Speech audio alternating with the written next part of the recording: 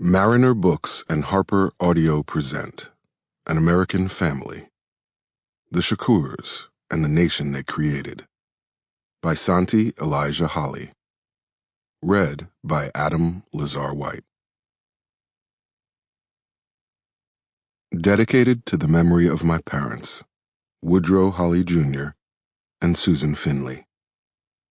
You are appreciated. History's greatest dangers are waiting for those who fail to learn its lessons. Any oppressed people who abandon the knowledge of their own protest history or who fail to analyze its lessons will only perpetuate their domination by others. Manning Marable. Introduction.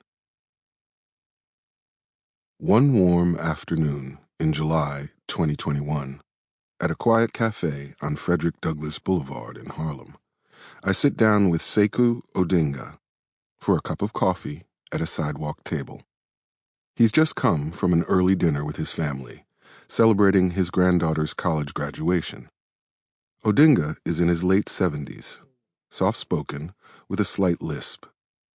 His beard is long and gray, and on his head is a kufi, or skullcap, a garment traditionally worn by Muslim men.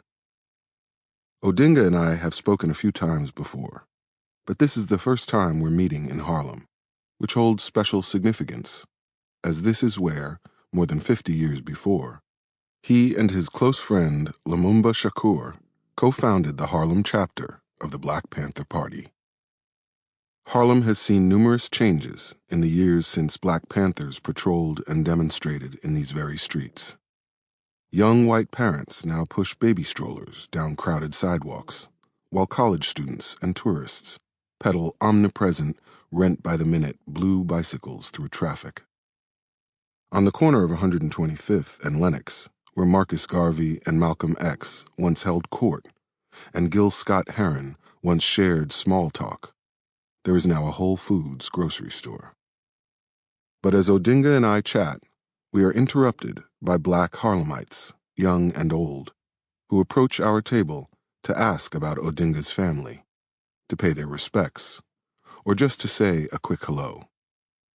Daily life may look different than it once did, but clearly, Harlem hasn't forgotten about Sekou Odinga.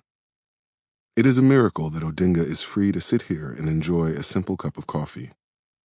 He is a veteran of the Black Panther Party and its more militant offshoot, the Black Liberation Army. He is also a former fugitive from the U.S. government and was accused by authorities of orchestrating the 1979 prison escape of Assata Shakur. Odinga has been pursued by federal agents, captured, tortured by police, and incarcerated for more than 30 years. That he is alive today is nothing short of a wonder. A week after meeting with Odinga, I returned to this block on Frederick Douglass Boulevard, to another coffee shop, where I meet a young man in his mid-20s named Malik Shakur. This is the first time he and I have met, but his face looks familiar right away. It doesn't take long to register why. Malik bears an uncanny resemblance to his uncle, the rapper, Tupac Shakur. Malik is about the same age as Tupac was when he was murdered in 1996. What memories he has of his late uncle are limited to a handful of photographs of Tupac holding him as an infant. But like Tupac, Malik is also pursuing a life in art that addresses contemporary social issues. He also carries the additional burden of an instantly recognizable, eminent, and often contentious last name. These two individuals, Sekou Odinga and Malik Shakur, act as a bridge between two distant but interrelated generations. Each of them embodies a particular moment in the history of the Shakur family. While Odinga is a survivor of the federal government's destructive pursuit of radical black activists in the 1960s, 1970s, and 1980s, Malik is the descendant of those survivors, which makes him, too, Sample complete. Ready to continue?